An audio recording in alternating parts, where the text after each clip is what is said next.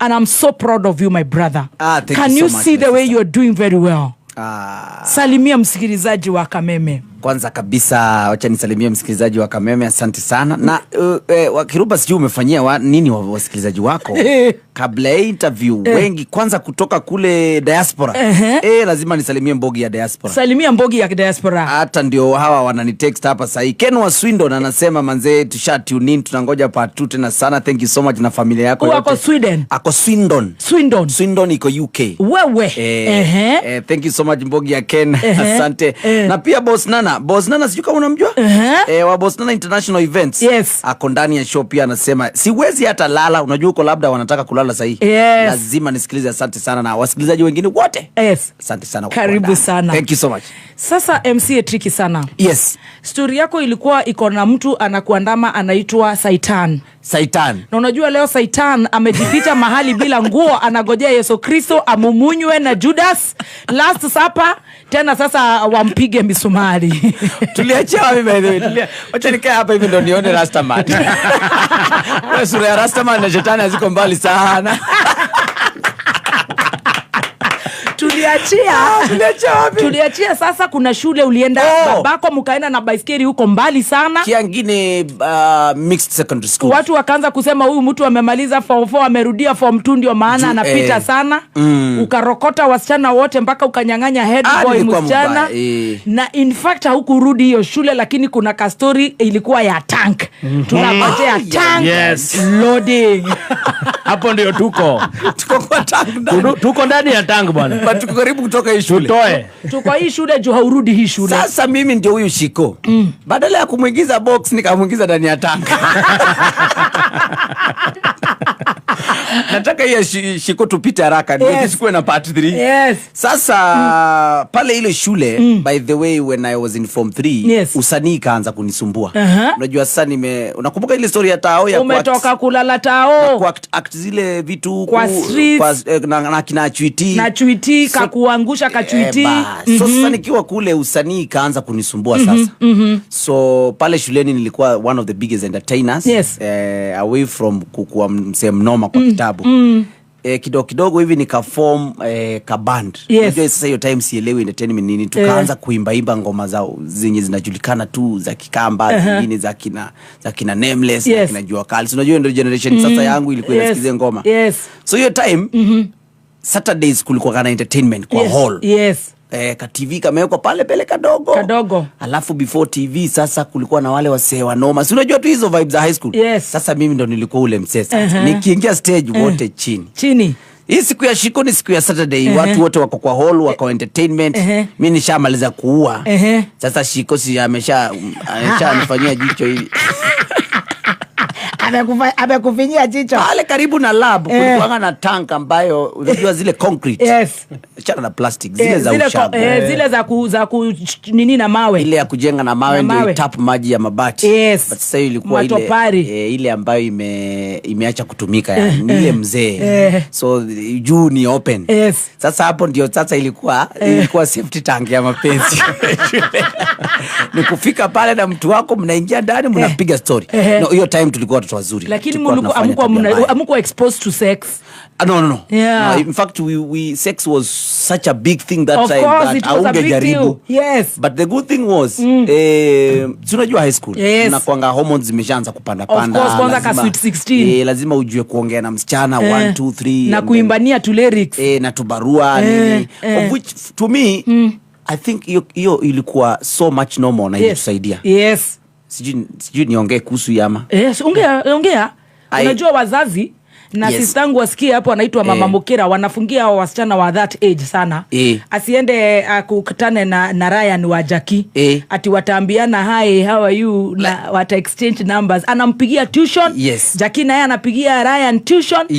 That stage ukiruka ndio unaona kuna many umeelewa LGBTQs. Thank you. This date na watu wa Gethongori wali witness. They are in shock. Waliona vijana wako na tumbo kadi. So it is good you address that. Hiyo stage of life of course wazazi wetu na walimu hawakuelewa. They have their they have the responsibility to regulate, to moderate, because pia wasipo tuambiambia tuko na unwanted pregnancies, tunaweza kuwa na unwanted pregnancy, and we don't want that. Yes. But again, ilikusaidiaje? Ilinisaidia kwa sababu ili instill that virtual African virtual, ile social virtual yetu ya I must know that I'm supposed to be talking to a woman. Yeah. Lazima nianze kuelewa mapema kwamba naweza ongelesha dem. Mimi nafaa kuwa naongelesha wa Kirumba na si mtu mbaya. Na sio Gashemba. Gadhemba. Yes. Na usingisha Gadhemba kwa tank. Ingisha wa Kirumba kwa tank. Yes. Tusifanye vitu mbaya, but it's biology. Yes. Hata ndo tulikuwa tunasoma hiyo time, miili yetu imeanza kubadilika 1-2. But wazazi pia muendelee kutukanya kwa sababu msipotukanya tutafanya vitu mbaya. Yes. Na ukifungia sana, pia ndio unaona maneno inaenda. Waachilie wakati mwingine. Waachilie wakati mwingine, wa socialize, let the boys understand that they should be with the girls. Let them go for a movie. Yes. Moderately. Yes. But lazima wa moderate. Oh yes, moderately. So mimi na Shiko tuko pale sasa, tuna moderatiwa na tank sasa. Yes. Unajua sasa pia hiyo shule siku hizo kupatikana ukiwa na hiyo upuzi ilikuwa very tough. Yes. So hiyo tank ndo tulikuwa tunaenda, unapanda, tunaingia na kangazi ndani, unaongea hapo na Shiko nini. Tank yenyewe ndani ni giza. Sasa tukiwa pale ndani na Shiko, watchman sijui aliambiwa na nini, hakujua tuko ndani. Lakini akafanya hiyo sasa ndio base yake ya kutulia. Unajua watchman usiku anatumianga ka sport kwenda kukaa hapo atulie. Sasa tuko hapo ndani, tunashindwa mzee atatoka hapa saa ngapi tutoke. Kali usiku. My friend. Na unajua huwezi shuka akiwa hapo. Obvious ukionekana ati umetoka na msichana ndani ya tank, it's obvious that mmefanya tabia mbaya. Expulsion. Ni expulsion na disciplinary action moja hatari. Yes. Tuko pale ndani na Shiko. Shiko ya shtuki, unajua kwao maybe walikuwa wadogo. Hasonko. Lakini mimi kitu inapita kwa akili yangu ni hii ni ujinga gani? Na wewe ni scholarship. Nikashikwa hapa sahi, naweza enda home nikaambie budangu aje. Naweza fanya nini? Na tulikuja kutafuta hii shule na baiskeli. My God. So niko hapo ndani na sweat, Shiko nadhani ni mapenzi.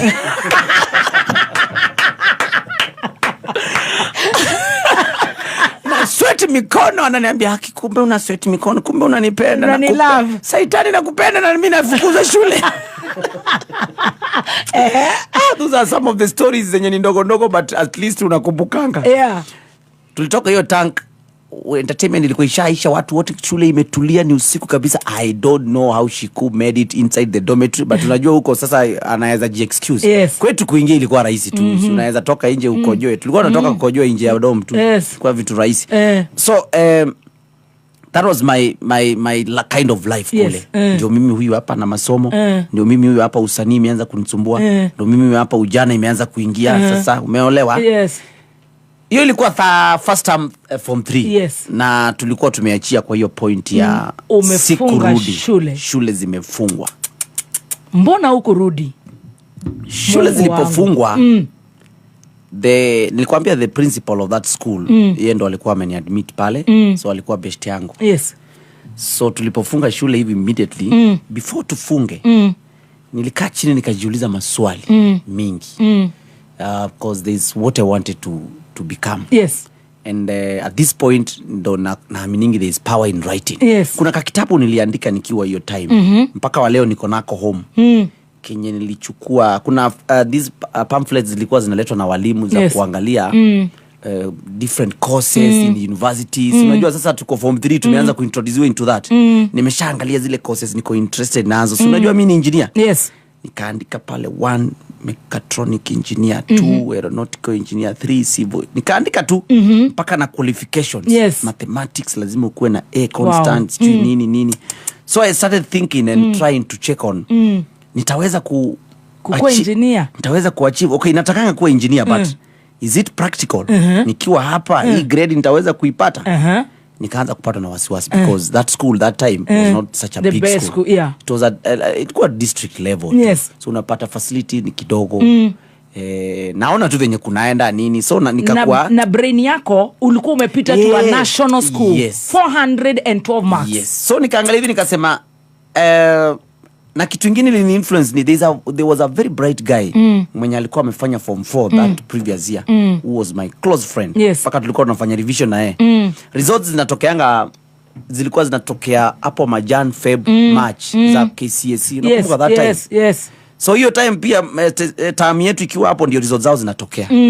That guy mimi alikuwa anapata A's everything. I used to say that huyo ndio mtu bright nishaimwona. Yes. KCSE results zikakuja. He had only managed to get a B. And I was like, ai, kunaendanga aje kama msee alikuwa hivi na amemanage kupata B. That means there are some factors that can affect your grade. Hata kama wewe ni bright, maybe shule yako, sijui examiners wanaweza pata shule wapate inaitwa dururumo, wadharau waseme dururumo hakuwezi toka. Si unajua hizo vitu zina happen. Nikaanza kuwa worried. So this is what I did. Yes. Ile shule yangu ya huko Nairobi ya Dr. Gitome. Ile ya Karen. Yes. That time fununu ikanifikia. That alikuwa amesha stabilize na shule amerudisha. COVID imeisha. Ilikuwa COVID, ilikuwa post nini? Post election, sorry. Yeah, post election. Yeah, post election. Sorry. So kujua kusikia hivyo, stabilize. Nikasema bas. Hapo ndipo nitarudi. I went to the principal wa hiyo shule nikamwambia nisaidie so 5. Nikabai uniform mpya. Akaniambia so 5 tu shika. Nilienda tu hapo kwa stage ya magari watu wakienda home. Yes. Unajua sasa najua Nairobi sishtuki. Umekuwa Nairobi bana. Nikapanda zile matatu za kupitia huku wote, kupitia Machakos kuingia town mpaka Afya Center. That time I think fare ilikuwa tu chwani. Ukiwa na uniform wangekusikiza na so 2. Imagine I traveled from there to Karen, direct to Karen, hapo mbele ya Karen and Bulbul. Ile kitu inanishtua ni vile unapush mambo ya exams. Si tulikuwa tunapush tulale, unapush shule. Oh my God. And I was young by this. Sometimes nafikirianga hiyo kitu naona ni kama nilikuwa guided by some, I don't know, some force. I have never understood. Ndio huyo wewe Karen. Nikiwa kwa gari nilipiga maombi mingi sana. There is power in prayer. Maskini. I'll say that. Yeah. Nilipiga maombi. Nakumbuka niko na rosari fulani mahali alikuwa amenipea. You're a Catholic? I'm a Catholic. A staunch one. I'm a staunch Catholic as well. In a Catholic church. Very good. So mi najua kurecite rosari. And in as much as watu wengi upuuza maombi, you never know. Yes. We omba tu. Wachana na wenye wanapuuza. Ikikosa kuwork sawa. So pale kwa matatu yote mi hata akili yangu iko kwa mambo ya safari. Niko tu zile za manzesi, niende tu wanikubali. Si niende tu nijieleze tu wanikubali. Sio niende nijui nifanye nini. Guess what? Ukifanya rosary yako, ukiomba rosary. Pole tu nika-land pale hapa Tao Railways. Unajua sasa najua routes, so si waste time. Wewe mwanawe wa hetoro dhario manima miwao. Kile kidogo gea muheire. Nimevaa uniform cause nimetoka shule. Nimevaa uniform na nimebeba zile results za hiyo shule sasa za form 2 na hiyo form 3. Of course nimebeba ma A's kwa bag. Ndio mimi huyo teke pap nikafika hapo shule ilikuwa kitu 4:30 hivi kielekea 5. Nikaingia straight kwa office. Unajua naijua. Si eti ni mahali mpya. Umekuwa huko. Nimekuwa huko. So the administration block was in a different place from our boys school. Unajua Maasai High School ni 2 schools in one. Kuna Maasai Girls na Maasai Boys. Administration block iko Maasai Girls. Nikaingia pale. Unajua sio wafanyikazi wote wananijua. In fact I found that he had hired new secretaries and receptionists, so hawanijui. But me I know the school. So nikaingia pale, the secretary is new. I expected to find the wenye najua ndio at least wanikubuke. Nikamwambia secretary, so my name is this and this. I was here. But what happened, nikaenda. Your post elections? Yes. Sasa nimerudi. I went to this school and this is what I had for that year. But now the school siamini kama itanipea hiyo grade nataka. These are my results for now. And I want to talk to the director. Wow. Thank God I don't know director alikuwa anapita tu ama alikuwa hapo. Maombi ya rosary woi. Na si eti director ananijua personally by the way. Kaezi nikumbuka. Of course. Do you know that director took the result slip hivi? Hata hakujua hizo stories zingine za nilikuwa huko. Akaangalia hivi form 2 ati hizi ndio grade zako. Form 3 ndio hizi. Akaambia secretary admit him now. Alikuwa anaongea na accent ya KUS. Yes. Admit this boy right away. Alikuwa ameserve US Army for long. Unamwambia, imagine. So now I get admitted back to Maasai Boys. Kwenye ulikuja. Kwenye nilikuwa mwanzoni. Na ulikuwa umebahatika. Yes. Kukuja. Tena bahati ya pili ndio hii kalanta. Jehovah Lord. This time. Shetani tumemshinda hapa. This time. Sijaambia wazazi. Sijaambia ule principal. Yes. Ati niko na hizi decisions za kuenda shule ingine. Ni mimi tu na nikaingia ndani ya shule because that what used to happen, that director was used to such kids. Yes. Who have confidence to come and explain their problems. Yes. So ukiadmitiwa what ulikuwa unafanya tu ni unaacha details za wazazi na namba ya simu yenye wanaweza fikiwa wapigiwe. So mimi nikiacha details home hakukuwa na simu. Yes. Niliacha kuna simu ya jirani tulikuwa tunatumia. Baby, thank you so much. Mama Junior, simu yako ilisaidia.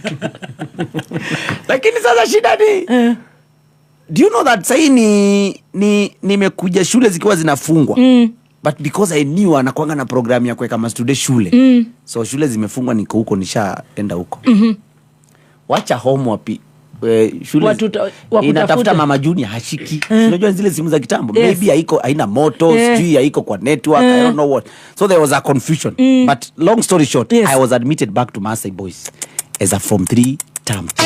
Sasa umeambiwa kuwa admitted. Umesema anajua wewe unapatiwa free of charge. Kama vile tunaenda kaule kesho tunawapatia wale wa vijana wa Senke free sponsorship. Yes. Ashani admit, huyo hakuwa na maneno mingi. Akishasema admit huyo ni hiyo imeisha. Immediately hakuna. Mimi sasa inapelekwa boys school. So hawa masecretary wamepea wafanyikazi wanipeleke. So that time they assumed that I'm a new student. Hawajui umekuwa huko. Hawajui bi ni mwenyeji huko. Hata zile wale maboys unapata ni wenye mulingia na wenyewe. Wale maboys tulipata ni wale tulingia nao form 1, wale wenye wako kwa sponsorship. Unakumbuka wale wasonko. Yes. So huyu mwalimu alipewa na I think ilikuwa mwalimu na gateman or somebody. Tunafika hivi boys school, unajua ni jioni. Yes. Watu wanasema Franco. Mwalimu. Watu wananiangalia kwani wewe ni nani? Mimi nawaambia kwa kichwa, wewe nyinyi mniadmit. Si mniambia mniadmit. Wacheni maswali mingi. Show me the way. Boy, poor boy. Sasa hapo kufikia hapo sijui kama umeona shetani kitu tumemfanyia. Shetani tumemwacha. Shetani ameacha huko kiangine huko. Akiwa bila nguo zake huko. Alisahau kupanda ile matatu nilipanda. There was such a big breather in my life that nimefeel sasa ndio hii. Yes. Ndio hii. Yaani maisha yangu nayo ya kusoma imekuwa na shenanigans mingi. Nafikirianga hivi nasema hizi ni vitu gani nilikuwa nafanya. Sasa nikiwa hapo nikajua ndio hii ile kitu nimekuwa nikitafuta. Ule engineer ndio huyu. Na unaanza kutembea kama engineer. Sasa ile walking style ikarudi sasa. Sasa ni engineer tukiendanga. Yes. It's a boys school. Yes. Now hizo upuzi mingi zimeisha. That school was tough, you know. Standards zake za kusoma ziko juu. Hakuna hiyo time mob ya upuzi mingi ya usanii. Ni kusoma na kusoma. Yes. At least nimerudi shule. And that's how I completed my form 4 hapo. Free sponsorship. Imagine. A big shout out again and again to Dr. Kitome. Sasa yes. Unasoma ukiwa sasa form 3, hiyo ni second term, third term, form 4 unapita. Yote. Mimi ni waya. But nilipofika kule sikurudi ile position yangu. Unajua uko na kadile ka speed kidogo. Nilipata wase sasa uko unajua uko na consistency fulani. Sasa huko nilianza sasa ndio position 3, 4 hapo. But form 4 nikarudi kwangu pole. Sikuwa na pressure mimi. Position 1. But I used to school with very bright kids. Yes. By the way, very bright kids. So form 4 nilimalizanga na nilikwambia hiyo story ya ule mtoto wa nani? Grandchild ya huyu was the CS wa hiyo time ya education. Yes. Some Ongeri. Yeah. Tulimaliza na form 4 na wengine wengi. Umepita form 4? Form 4 nilimelamba sasa mbona nisipate Sasa hiyo unauliza. Guys wanaomba tumia. Umepata A? Nimepata A. Straight up. Of course. Shikilia hapo. Mwanoyo guys. Noigo mwanoyo ni abetego ka street. Imagine. Ako maga stage. Ako maga bus stop. Kinya nyumba gitari kiriku. Ako maga nyumba itari ndeku hakuhe maigerio na goko meci neo magiato fora na goko Israel zena tiothe. Kana hurwo rithathi. Kai, mtoto ya watchman. But hiyo amelamba but haikunishtua cause ilikuwa kitu yangu. Like it was not a shock to me. Ingekuwa shock kama Haingekuwa sasa ndio ningeanza kupata na pressure, but manze ndio nakumbuka hiyo time results zikitokea. Unajua zilikuwa zinatokea na a lot of noise. Hiyo time hakukuwa na SMS kwa kulikuwa kwa SMS, but tulikuwa naenda kwa cyber. I remember sijui cyber ndio anaangalia sijui nini na come I remember that time. Acha nisiongelea kwa sio wao. Shikilia hapo. Unasikia mtu yako hapa anasema pia ni A student. Kuna tofauti ya A student na A student. Ukimuuliza ulipata nini anakuambia anajifanya asikii. Kadeba. Student. Anyway, but I always respect each and everyone. Yes. Mungu alitupea capabilities tofauti. Doesn't mean that kama wewe sio A student at you are useless. No. Yes. Everybody anakuanga na kamaso kake. You are so humble. Kanategemea ni wapi kaliwekwa. Tarora muona gutuika kwenye hia. Wow. Sasa umebomoa, umepiga A na ulikuwa unataka kukua engineer. Congratulations. Yes. Thank you so much. Sasa ni tuende wapi juu? Sasa tutapata scholarship ingine, sponsorship. So what's running in your head? What's running in my head, of course that time at least just dunia imekuwa modern kidogo, at least niko na hopes. Ndio hii sasa nimeacha kuogopa sasa. Nimesema ndio hii. Ndio inakuwa very important. Yes. These students coming from poor backgrounds, ukikosa kumekita hapo kwa form 4 kuna venye kagiza ka utanda kidogo. But for me nilipovuka hiyo stage nikasema ndio hii. So first of all, after form 4 mimi kuhustle siku ngoja, because I knew I need some shilling to keep me pushing. Of course nisaidie pale home kubai sabuni and want to. So nilipomaliza form 4, by the way, even before the results came, zikikuja zilinipata nikiwa mwalimu wa academy. Wow. Umeenda kukua teacher wapi? Kule kwetu home, Sunrise Academy. Yes. Unajua zile academy za wale watoto wa wadosi kule kwetu home Makindo. Yes. And thank you so much for the director for that opportunity. Aliniamini. Nilienda kwake pia nikajieleza hivyo. Nikamwambia wewe mimi ni mbaya na mimi nipe tu chance. Yes. Na unipe tu 1 2 3 a few coins. Hiyo time tulikuwa unapatiwa ngapi? I think tulikuwa nalipa 4200. Fine, fair, okay. Hiyo mimi sikuwa na noma na. Yes. Si ni uko home chango. 4200 at least ni kitu, ni kidogo, but at least. Yes. So results kikam niko hapo sasa. Ni unajua sasa hiyo term ya nini inaisha hiyo ya kwanza ya primary school. So sasa nikaanza kufikiria that time kulikuwa na opportunities zilikuwa zinatokea za BOM teachers. Yes. Wa high schools kama umepita wana capitalize na zile subjects you are good in kabisa. Then and that's how now mimi nikaanza kukua. Nimekuwa mwalimu wa high school Makiruba nikikwambia. In fact but before that shetani alirudi kidogo tena, but hiyo time alinipata nikiwa hivi na ngumi. So after hiyo primary school nikajaribu kutafuta huko home high school, sikupata hiyo time. Because most of the times walikuwa na haya ule mwenye asha join. Yes. Unajua ukijoin campus kuna sasa kale ka discipline. But when you are just fresh, lazima uende ukapresent letters ukisema I'm from Kenyatta University, I study this course. A bit mature. Yes. But ukiwa from 4 leave principal anakuambia it's okay, but kuna kale kanini ka mwalimu. Unajua pia sasa wewe ni mwanafunzi bado. So I had to come to Nairobi again. This time round najua mahali nakuja. Unajua sasa nimekuwa mtu mkubwa. Sasa inaonifani. Usianze kuturudisha nyuma. Nikikuja Nairobi tena after form 4, najua Nairobi yes, but I want to come back na nianze upuzi. Sijui sasa mimi ni mtu mkubwa, nimeshaanza kufikiria what to do. This time round my mother connects me with my cousin for the first time. Yes. Who lives in Nairobi. Jeo Nana. But madhe amenielezea venye anafanana. So na mimi ni mtu mkubwa another thing. So siwezi stezeka. Nikakaa Nairobi nikapatana naye. At least tulikuwa tunaishi pale Islams inaitwaje? Kingston. Sikizi kama wamechange jina. Mukuru kwa jenga hapo kuna slum nyingine inaitwa Kingston. Hizo nyumba ziko hapo. Niko hapo na Sylvester my cousin. You are my G. Nyumba ni moja? Kanairo nayo. Nyumba ni moja hivi ya mabati na amewowa na akona mtoto. Na niko hapo.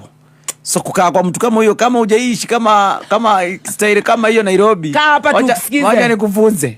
Ukienda kwa nyumba ya relative ambaye ameoa, it is the hardest thing or else the hardest position to find yourself in. Yes. Cause hao ni watu na wako na maisha yao. siongeleshi watoto. Aisho iko na watu watoto wako shule. So ukiona maisha yao inaanza, unatoa maisha yako nje. Wacha ujinge ya kukutanisha maisha yako na maisha. Wacha ugasia, wacha kujifanya gasia. So hapo ni kalane. Mimi sitakuwa mjanja sasa, so I'm ready, I'm waiting for admission. Of course. Ngoja Sylvester anaanzia maisha yake na bibi yake. No, Sylvester amekaa Nairobi sana. Wewe unatoka so nyumba. Sylvester was hustling. Unajua kuna mwingine atajifanya mjinga anakaa hapo kwa kiti. Hawezi. So most of the time mara sikuwa kwa nyumba. Ni ile tu unatakanga ukue na mahali ambapo uko na reference. Hata ukishikwa na polisi unaishi wapi unaweza wapointia. So, ama ile place ya kwenda kuoga, kuchange, that somewhere you can call home. And I really appreciated that. That time sasa naendelea kuprepare zile vitu za kujaza courses. Tulikuwa nafanya manual hapa UON. Hazikuwa za computer kama siku hizi. Hizo ndo vitu nafanya nikiwa kwa Sylvester. At the same time natafuta job. And then hiyo ya kufunza. That was the only job yenye nilikuwa ungefanya after form 4. Nikafunza high school ya kwanza nilifunza hapa Nairobi. Pale unaona Ruai? Ruai Njiro. Njiro, katikati ya Njiro na Ruai kuna kamtoka kwa hapo. Kuna shule ilikuwa inaitwa St. Michael's. Sijui kama iko bado. Iko private school. But sasa hiyo shule unatoka Mukuru? Niko hapo kwa Sylvester. But sasa nilipoenda kufunza huko lazima kulikuwa na teachers quarters. Okay, acha nisichomee sana but ilikuwa tu shule ya aina yake. Ilikuwa tu shule ile yake. Okay, ilikuwa shule ya ilikuwa shule ya refugees wale wenye the owner of the school alikuwa model kama ya kuabsorb refugees from Congo, South Sudan, Rwanda, Burundi. Then anapewa ufadhili na donors. Umeelewa? Wanafunzi hawalipi fee, anapewa hivyo. So haikuwa na ilikuwa tu hapo tunafanya kazi ya tulipo wakati mwingine nini, but nilikuwa na hiyo psyche ya kukuwa nafanya kitu constructive. And then the school ilikuwa shule, unajua rescue school, si kama shule nyingine, haikuwa na sheria. I was teaching even bigger people than me. Unajua ni wase wakubwa, wengine hata hawajui Kiswahili, wengine hata hawajui Kiingereza, but wako tu hapo ndio wakue kwa system. So nikafikiria hii ni upuzi pia hii. But at least nikaondokea hiyo. St. Michael, oh my goodness. Ulifunza. Then shetani anarudi polepole sasa. Ndio hii KU. Niliitwa Kenyatta University. Wow. That's why I was admitted mechanical engineering. Mechanical engineering. Yes. Zile words ulispeak ukiwa class 8 boy. Yes. Guy. Power of your mouth. Power of your tongue. And power of your own manifestation. Yes. Manifesting something for your own goodness. Guy. Ulisema ukiwa 8 class 8 utakuwa engineer? Nikiwa tu mdogo nilikuwa nishaanza kuwa engineer kwa akili yangu. Ukaadmitiwa KU? Mali nilifanya mistake tu kumbe ningeweka kwa akili ninataka kukuwa billionaire. Ukiwa mdogo. Badala ya engineer. My God. Anyway, KU is here. Mimi ni mtu mkubwa, najua kujikalisha Nairobi. At least niko na hope na stay around. I'm not making any money, but niko na hopes. Kuna kale ka hope ka ukam, especially when you want to join university. Kuna a lot of expectations. Kenyatta University comes na ikakuja vibaya. I remember my year was the first kitu ilikuwa inaitwa double intake. Double intake had so many students, 2 years being admitted at once. Double intake. Hiyo kitambo watu walikuwa wanangoja 2 years before you join. Akasema niangalie vizuri nikueleze hizi vitu. So shetani alifika because ukiadmitiwa university. Shetani ameshika ile koti yetu. Sasa sasa shetani amevaa vest. Juu nguvu zimepungua. But bado and I know so many young people are going through this, especially those who are joining. Kuna watu wanasema I got a knee but I'm enjoying and enjoy. You are so important. Wow. You are very important. Wow. Academic qualification is not everything. Yes. Pale KU ukijoin ama any university even to date, you need money for your information. Yes. Hata uambiwe serikali huanza kuingilia baadaye wakati hata umeshajaza help. Ukiwa new student you hauna help. Yes. Haujaingia kwa system, so lazima uadmitiwe. There was a small fee of around 2,000 yenye ilikuwa inahitajika kuingia admission fee ya semester 1 na accommodation.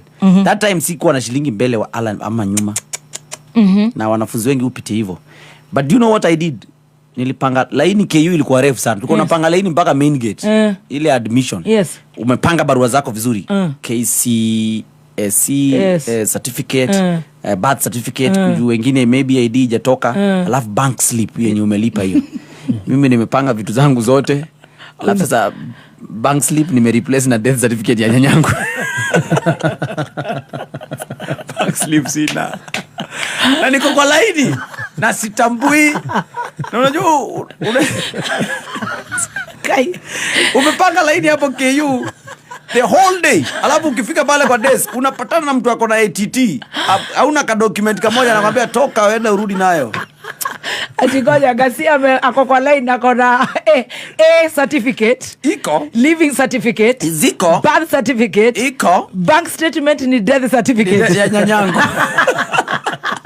So unajua venye hiyo admission hiyo happen, desk zimepangwa vizuri. Huyu ni wa kusign, kustamp kwamba uko na KCSE certificate, uko na admission letter, stamp, uko na nini, living certificate nini, ndio sasa uadmitiwe shule, upewe admission number, uelekezwe kwa hostel kama fresher. Mimi nimepanga line hapo, uko na suitcase, mimi nachungulia tu hivi hapa hivi. Hiyo time unajua sasa mimi nimezoea Nairobi, sijabeba vitu, nataka admission nirudi kwa Sylvester, ndio sasa nirudi ujipange. Niko hapa kwa laini na wanafunzi wa dosi wote, kila mtu anatoa bank slip, wengine hata wamelipa ya the whole year. Wengine wanatoa nini nini, wengine wako na bank slip lakini imeatajiwa na E. So kila mtu ako na mashida zake. Umeelewa? Uko na bank statement lakini grade inakataa. Of course campus hakuna mtu ako na E, but I mean watu walikuwa na, yes, watu wako na shida tofauti. Mimi nimepanga laini, so nikilipokaribia hizo meza nikaanza kusema nimepanga laini, sina bank slip. Confidence yangu nayo inakuanga dunia nyingine. Nikafika pale confident. The first thing ilitangwa reverse psychology. Ukijua uko na shida, anza na hiyo shida kabla wa notice wao wenyewe. Anza kasuku, anza kupeana. Nikafika hivi na hizo zote nikamwambia I have everything, but unfortunately sina pesa mbele wala nyuma. Just admit me, but I'll make sure I clear before I don't know, hata sijui nilimwambia nini. Huyo mzee anakuanga room 19 mpaka wa leo KU. Kenyatta University. Daniel wa Kenyatta University. Niko na namba yake hapa. Sio mzee by the ni jamaa tu. Imagine that guy admitted me without any fee. Oh my God. Imagine. So niko pale liko zile za na uko sure umeniadmit ama unanidanganya wewe. Akaniambia wewe, you just make sure umelipa fee before ile deadline. Kuna wana fee deadline. But unajua huko kuingia bila hiyo bank slip inakuwa ngumu. Hiyo time ilikuwa ngumu cause sijui kuna ni gate. Na hivyo ndo niliadmitiwa KU. Atulimwambia aje? Nilimwambia tu mimi sina pesa hata shilingi saa hii. Sina, na nimetoka mbali na nini, na kwanza ni admit kwanza. Ndio hii death certificate hapa, shoshote alikufa. Ndio. Oh my God. Shoshote alikufa, kwa hivyo babangu ni yatima. Babangu ni yatima, ana pesa. Hii time yote kule home bado ni kunoma. Huwezi itisha mzazi kitu. Hakuna. Hata toa wapi 20k. 20k was something yani out of this world. Unaona kama sasa hii wa Kirumba nikikwambia 200 million. It's impossible. Sasa wewe already ushaeka hiyo sasa hiyo, hata sasa hiyo wachana nayo. Hiyo labda CBK. Tupigie Dhuge CBK 20,000.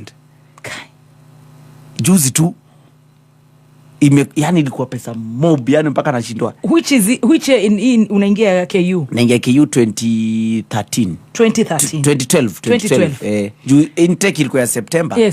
But nitakwambia mbona 2013. Mwambia tu mbona admission yangu ni hiyo.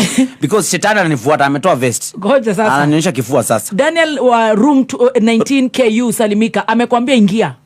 No, amenielewa hiyo yani ni kuna recommendation walikuwa wanaandika hapo Kenya kata kufanya uadmitiwe, but ukue sure utalipa. Of course you have to clear the fees before the fee deadline. Unajui 20 haikuwa full fee, hii ilikuwa ile ya kuingia. Sasa mimi sijalipa, niko zero. So sasa ni kuanza kutafuta hii pesa. nafika kwa Sylvester namuona huyu hata hana kitu. Nyumbani hakukuwa na kitu imebaki huko inaweza uzwa. Nothing. Sitaki kusumbua mzae.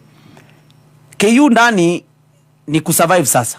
I had to make friends. Nianze inatanga kupirate. Comrades, mnanielewa. Comrades. Hapo nayo ni wengi tunafanya hivyo. Ni kupirate na nini. Niko hapa naenda classes na deadline ndio hii na approach. Deadline ikiapproach, ikipita kama hujalipa, you have to defer that semester. Lazima uandike barua useme. Lazima udefer useme hii semester naomba kutokuwa shule. Naomba ni join wengine next semester wakirudi.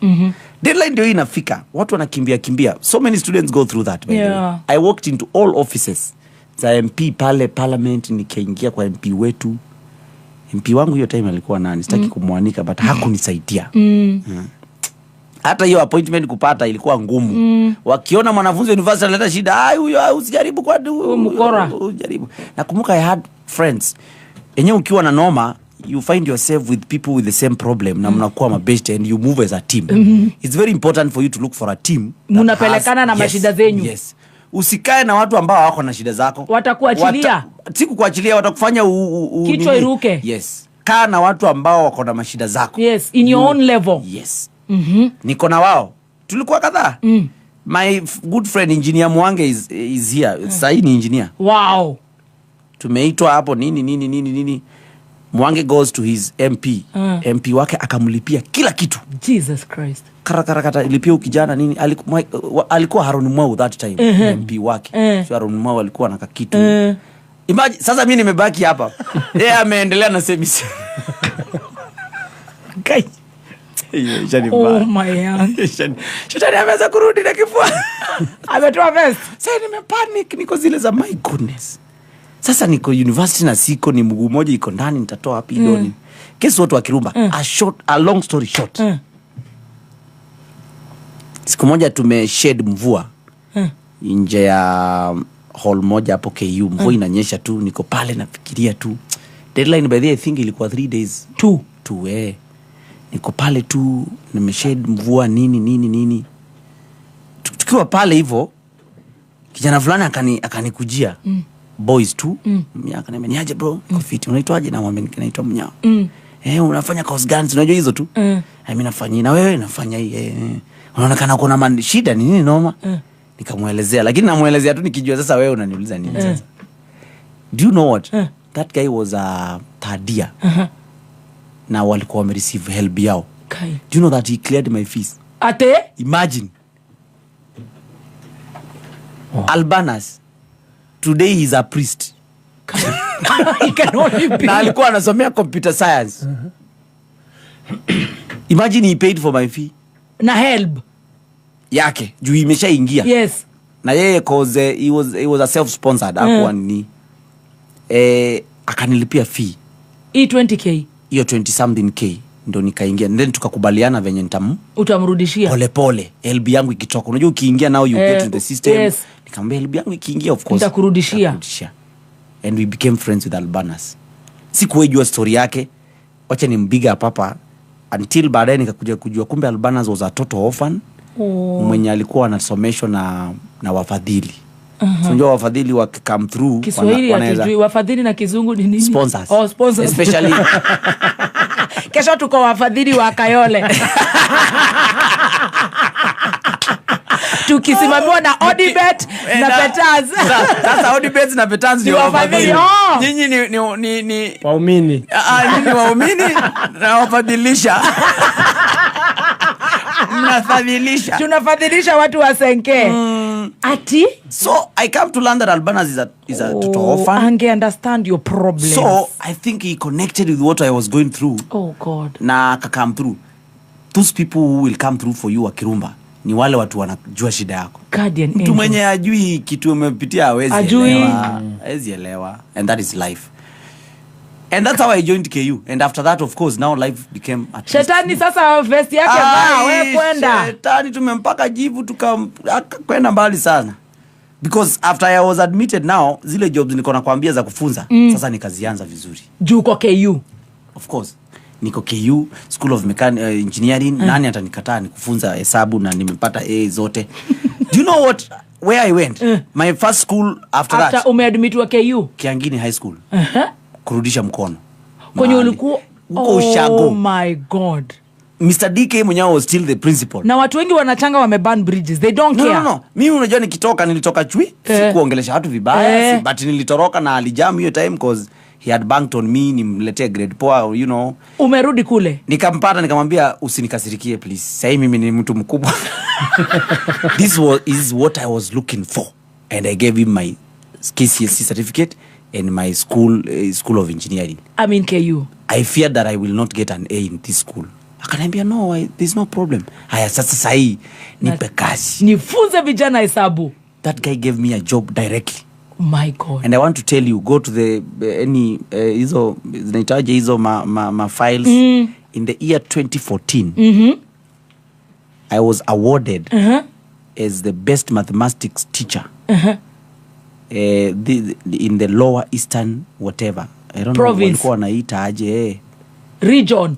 Because I produced 80% A's in mathematics in the class. For Form 4s? Yes. This school? Yes. Mpaka wa leo utaona kwa comments. Mpaka wa leo. Wewe comedian, ni comedian. Wewe haitaki. No, we need to get a bit serious. No, I also went back and gave back to my community. You are going tomorrow. Ati? Mpaka wa leo hiyo trophy huko kwa hiyo shule. A's. Unajua walikuwa naangalia rahisi tu which school has many A's versus which class nini. Mwalimu wao alikuwa anawafunza. There were 2 streams. But of course my stream will produce mingi sana. The reason is because that time nilikuwa nimeiva mbaya hizo mahesabu za nini huko kampo nafanya vitu ngumu. So hesabu ya high school naionanga hivi tu yote. Unachiu kama chewing gum. Naionanga hivi tu yote. And then those guys, those students wali click na mimi because I'm their age mate. So any question anytime niko hapo kusolve. Nikawapea tips zote za kupita nini 1 2. But people said that niliwapea leakage. There was no leakage. Hata wakifanya KCSE nilikuwa shule mimi. Mimi nilikuwa mwalimu mbaya wa hesabu. I was teaching mathematics, physics, biology na business studies I think. Na geography. Kaka kichwa kako. Vivi ni mbaya. Kuko kwa kijiji huko watu walikuwa dhani mimi nasomea walimu. Walikuwa wanaita walimu. Kwa hizo heshima za walimu. Unajua heshima za walimu? Walimu ile heshima ya mama wa mboga. Walimu leo uchukue avocado. Unajua mwalimu huko anachukua mboga bila pesa juu anajulikana end man. Atalipa. So this time I am good now. I have stabilized. The few coins that time pesa ilikuwa imeongezeka ilikuwa inakaribia 10k hiyo time nimestabilize. Na uko na help kule home at least nimeanza kumuondolea tu shida nini huku kampo niko sawa maisha iko fiti you know. That is when I was in KU now. Shikilia hapo. Asante. Sasa maisha imekuwa mzuri.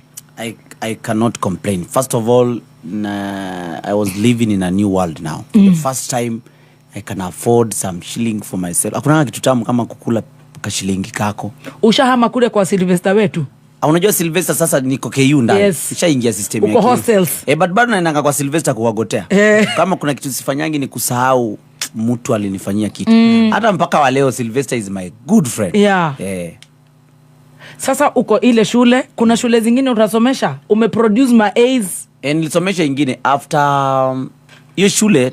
Unajua campus long holiday tulikuwa tunapewa long holiday. Yeah, kama 3 months. Hata zilikuwa more than 3. Tulikuwa na zi extend ndio hiyo mwezi ishe ulipo ndio urudi kampo. Ukishakuwa mwenyeji sasa. Yeah, there's another school I taught. Iko tu neighboring to Kiangini. That time Kiangini ili nini ikakuwa girls school. Yes. So ilipokuwa girls school a new principal was brought.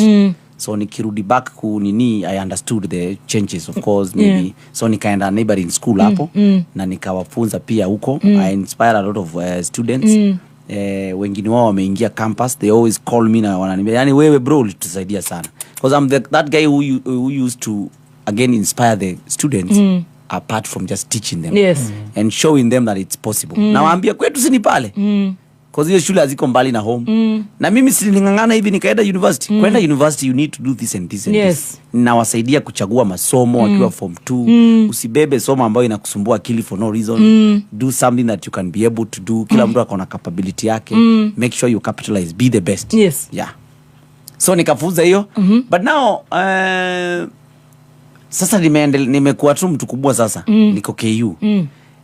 Kidogo nikiwa KU nikaanza kuwa interested na theater groups za huko zikiperform. Unajua sasa mimi nilikuwa focus school of engineering sana. In fact in my school of engineering KU when I was a second year I was voted to be the vice chair of student association, engineering students association. Wow. Kuitwa ESA. Nilikuwa mbaya nikisimama mbele ya wanafunzi na mic waomba kura.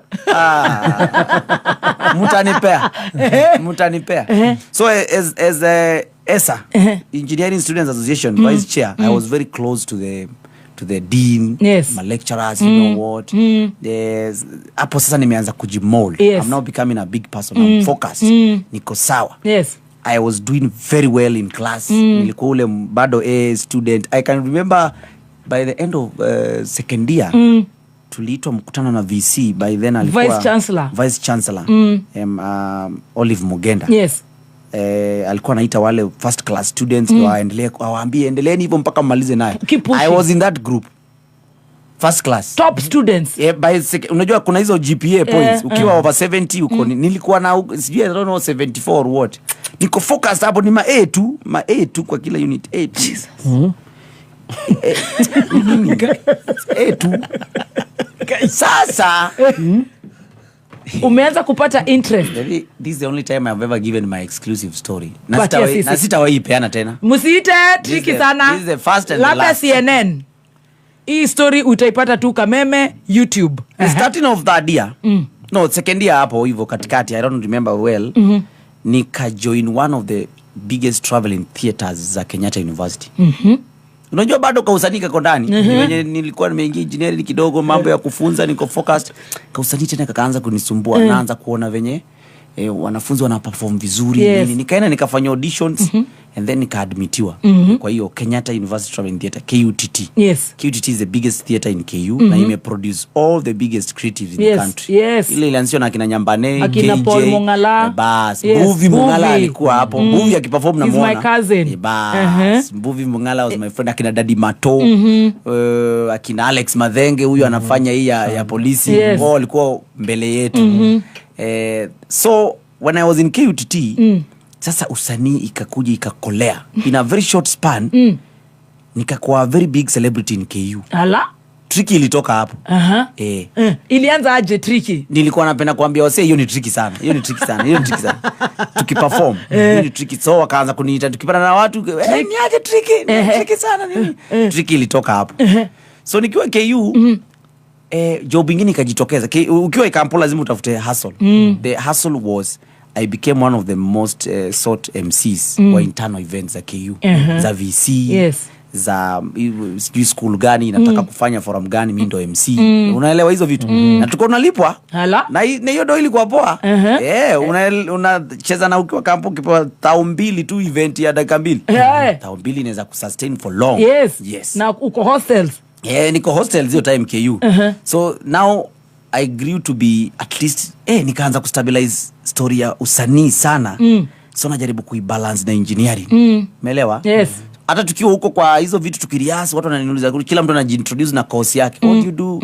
Watu wengi wako theater and film, wengine wako English journalism. Mimi na school of engineering wanasema na unafanya nini huku? Unafanya nini huku wewe? So that time ndio mimi huyu. I remember now ni third year. Tukiwa engineering you go for what we call attachment. Attachment ni kukuja huku nje kutafuta. Saidia bure. Hiyo time nikasema nataka kujaribu Churchill show because ni time ya attachment I can have time. Attachment ni kama 1 year. And that is when I went for the first auditions. Kule I think ilikuwa 2015 that time. Pale Carnival Churchill show. Kule KU mimi ni mbaya, nachekesha watu but bado sijaipata. Sijajua exactly how I should deliver. Umeelewa? So nimeona Churchill show, I did my good research. I used to watch all the shows nikiwa kule. Hiyo time ni akina Sleepy walikuwa wana perform, akina Njoro na huyu wa Manywele. Amo hata kwa mingi. Amo aliingia hiyo time naenda audition. Hao kitambo akina the later year and then Rikomonda alikuwa ametoka hiyo time. Alikuwa ameondoka hiyo time. So I'm watching them and I'm like, "Wee! Show ni nyingine nzito yani." Yes. Like what can I do to be there? I believe I'm funny. Yes. Unajua hizo church. By then nilisoma na wewe KU hiyo time. Tulikuwa tunakaa na wewe tulipatana before aende church show. Yes. Tulikuwa na act na yeye huko. Pia yeye alikuwa QTT. I remember tukisema siku moja tutawai perform kwa hii show. Na yeye tukimchezo. But he went an year or two before me. So alipoenda he was my inspiration ya. Umset nimekuwa naye hapa. Na ameshakuwa celeb huko. Pia hapa ataweza. Pia mimi hapa nikiingia nitaweza. That's when I went to Churchill show 2015. Yes. Nikaenda the first audition. Nikafanyiwa. Na baba yako wako hapa kwa mitambo. Churchill live, big up. Churchill. Thank you Mokamba. Thank you so much. So 2015 lakini ni mjinga anasema umpatie Kabagara. Kabagara anatoka wapi saa hizi? Ako hapo ndani. Ako hapa ndani. Wow. Teneneza Kabagara. Iko wapi? Wasikiza story. Wasikiza story yako. Wasikiza. Big up Mzae. Tunamwita Mzae. Mzae big up. So there was some high level discipline. Yes. Kwa structure ya church show. Most people don't know. Let me talk about it in a few minutes. Yes. Discipline was before you get admitted there, lazima hao watu wange make sure wamekuona mbele. Hawakuwa na admit as a new comedian just because that you are funny that day. Lazima wange kupima. Waone tutaweza. Yes, tutaweza. Guys used to go for the auditions for even 3 years before uchukuliwe. Akina Jesse Hamo kwanza alienda 3 years. Tasikia watu wengi sana waliteseka. Discipline. How is your creativity? Can you be able to sustain it? You know, that time nikiingia saa Hamo ndio alikuwa anapiga ua. Yes. Hiyo time piga kumaliza. So nikienda pale sikuwa najiamini sana. Najiamini sana na engineering. For the first time sikuwa najiamini because this is a new craft na haina formula. Sio hesabu utanipea uniambie at derive this word. Letter answer. Nitaweka hiyo kalamu nikupea answer. But this one is a craft that takes a lot. Yes. So kwenda pale nikapata wale wasituko wanaita meza, the creatives. 2015 nilienda audition and then nikaambiwa hebu kuja Thursday. Ukiambiwa kuja Thursday ulikuwa unapewa ile show ya kutestiwa. Yes. Nilipoambiwa nikuja Thursday, mimi nimeanza kupumua sasa. Ili coincide na that Thursday tulikuwa na a big play in KU. Na mimi ndo nilikuwa main character wa ile group ya Kenyatta University Talent Theatre. Nikaeka kwa jia panda. Hii ni Churchill show. Hii ni ilikuwa to bring back my husband. A big play. Plays were very big in KU. Yes. So that means if I go to Churchill show, you play yote na watu wamelipa ticket na students. So that means nimeharibu kila kitu huko KU. Nikaenda nikaongelea director wangu Boni Kanywira. Oh my goodness, thank you so much. Boni Kanywira ni director mnoma sana wa theater. Do you know what I did? Niliforfeit Churchill show. Nilisema, of course nilipiga hesabu nikasema Churchill show bado iko. Hii ni play moja tumerehearse for 3 months. Dini watu wamelipa tiko. So I did that play in KU. One of the biggest things I've ever done there. Wow.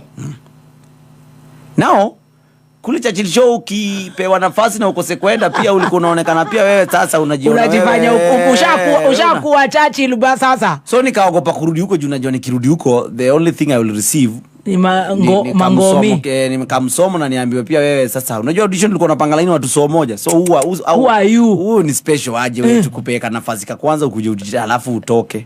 Kumbe sikujua Mungu ndo amepanga hizi switch. Shikilia hapo kwa hiyo switch ya Jesus. Sasa ujaenda kwa Churchill. Hiyo na sasa nimeshasahau. Sasa switch ni za Mungu hapa. Tuko kwa switch ya Yesu. Switch ya Yesu. Hiyo switch nilikuja kuielewa baadaye. The reason is because that time nikienda And by the way, I'm so inspired. Now me. Karibu sana.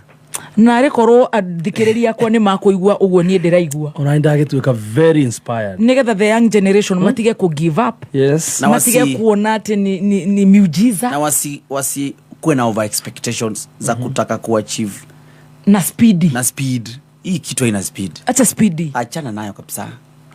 kuna vitu zingine zikuku juu yetu zenye zi to control. Ziwachie kazi. Yes. God, nature, everything, yes. what everything falls in place at the right time. Wow. Because ninge join Churchill Show 2015, maybe ungesoma. No, sio hivyo. Brand yangu ingekuwa mahali iko sahi. Because sikuwa nimeiva. And I know myself. Ukufe. Hata sikukufa, you know, as in so the many talent ishe. So many sikuisha. Hata show ya kwanza ninge flop and then niseme hii si kitu yangu na niachane nayo. You give up. Yes. So many new comedians were given a platform there na ikawafanyikia hivyo. Cause tulikuwa tunapewa ile ya kwanza ya kutestiwa. Mpaka audience ilikuwa inajua hawa ni wale wa kutestiwa. Curtain raiser. Curtain raiser. Ilikuwa inaitwa open mic. Yes. So ukiflop wengi walikuwa wanasema, "Ai wenyewe hiyo sio yangu." Kumbe ni time haijafika. Kumbe hujaiva. God's time. Yes. Na pia hujaiva in terms of kufanya research. So when I went back to KU, bado niko engineering but bado niko KUTT. Kule KUTT I was doing stand up comedy kule KU. So I hardened myself, nikapata skills 1 and 2 hapa na pale. So ilikuwa poa. Now come 2016. Yes. That's when I joined Churchill Show. How? A year later, nikajua hao wameshanisahau. Wacha nirudi sasa. Wewe wezi mpaka hata nikiwa approach nilikuwa na approach na side moja kwa siku. Approach hivi. And by the way, it was kind of a miracle. When I was going back for the auditions, zenye nilichukuliwa nazo, I was not really going for the auditions. I was taking my friend. Nicholas Kiprotich, a very creative guy, mwenye aliingia Churchill Show akachapa kama polisi. Very good. But nowadays he's doing something else uko home. I was taking him. Nilikuwa naenda kupimia rada. Yes. Watu watanikumbuka hawa. Alipofika pale kwa show, tulikuwa naandikisha majina kwa some sheet of paper. Imagine aliandikisha jina langu hapo chini ya yake. So mimi niko huko tu na bangaiza huko nasikia nimeitwa. Tricky. Nashindwa hii form ni gani? Lakini nilikuwa na jokes mbili mbaya. Umeziweka pale kwa fridge. Hizo zilikuwa kwa fridge. Hizo hata sijaipiga Churchill Show. Nikaanza hiyo joke hivi. And then before that, let me tell you now. That time, nilikuwa nimefanya research nikaona every comedian pale Churchill Show akiingia, anaingia ameng'ara suti. Umeelewa? Umeelewa? Piga luku kama celebu, piga luku nini. Nikasema how about I reverse that? Ingia ka chokora. How about I what do you call, I represent the other side of life, the world. Yes, everybody is representing the good one. Get wako jokes ni zile na ziko funny, ile kuongelea mdosi wa Range Rover nini, you know, ukiwa na Pro Box. How about I talk about the small things that people go through? Na ni wengi sana. Everybody. Kwani wengi si ndio wanapitia 90%. So hiyo kitu nilipopiga hizo jokes nikawaambia wase, but kuna version nyingine naweza ipiga nayo pia. Mnataka kuiona? Juu walikuwa interested already. Nataka kuiona? Niko na ile confidence ya ujinga. Nikawapigia hiyo. Victor Bear aliniambia wewe kuja Thursday. Anaongeanga hivyo. Wewe kuja Thursday na hizo mistari. Usibadilishe kitu. Anaongeanga hivyo. Usibadilishe kitu. Butita was also there in the creative team. Yes. Butita supported me a lot when I was starting. Unajua Butita is a creative. He knows how to package 1-2. Alikuwa na experience. So yeye alinisaidia sana kuni guide. Naenda nampigia ananiambia sasa hiyo toa. Weka hii. Weka concept tofauti. Nini hiyo concept? Achana na hiyo nini fanya. They really helped me. Guess what? The audience fell in love with me from my first ever performance in Churchill Show. Niliperform Churchill Row ile ya during recording mapema, but the show was brought Churchill Show Sunday. And that is the beginning of history. Shikilia hapo. Ati no ulikuwa unapiga araho. Nenda dieta audition iko. Unapiga araho kama unapiga. Huyu pia ameenda. Si umeenda audition? Kwa ameenda audition. Churchill nakopa anakusikia. Alisema aje? Alisema aje? No, Churchill is not involved in the creative. Ekuta Victor Bear. Akakwambia aje? Nikuje when Thursday. Halafu nikapata kazi kameme.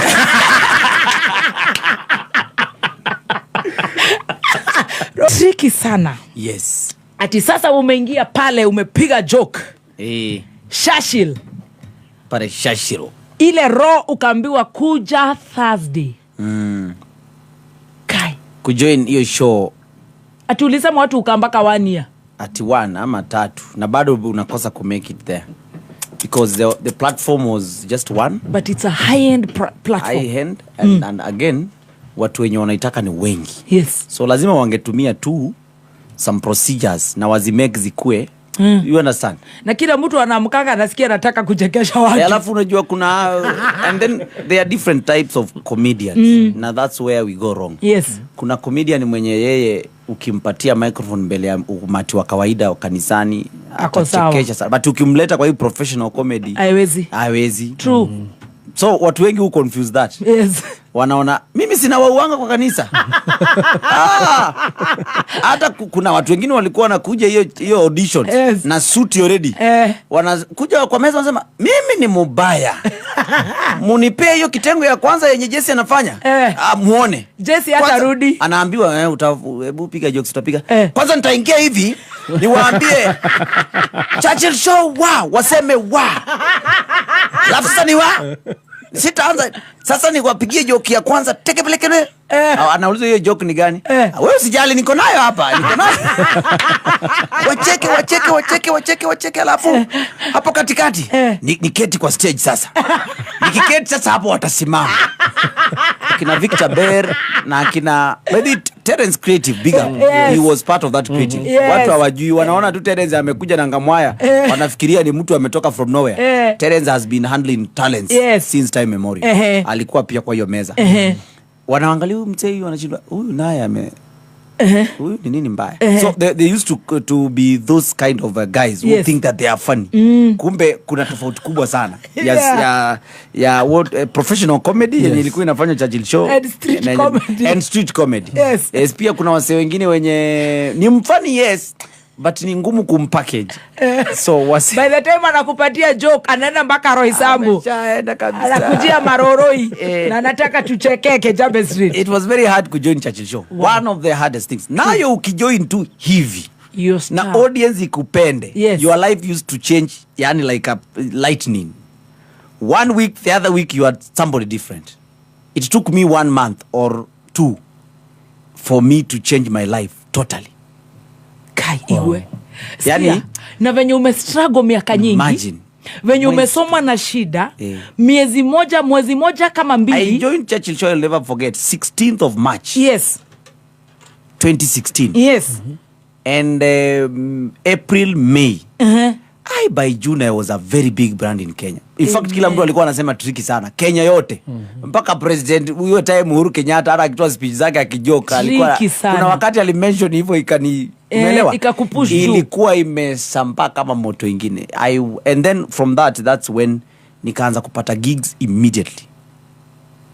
So functions. I am from KU mali nilikuwa na survive na 200-300 kuanza kuitiwa gig nalipo 50k na hata sijui venye na spend hiyo 50k. Yes. Idea. Uko hostels. Niko hostels. So by April kwa nishatoka hostels, nishapata pesa ka kwanza. Nishahama nimeingia hapo Ruiru. Mara moja. Sasa of course unafanya nini huko KU sasa?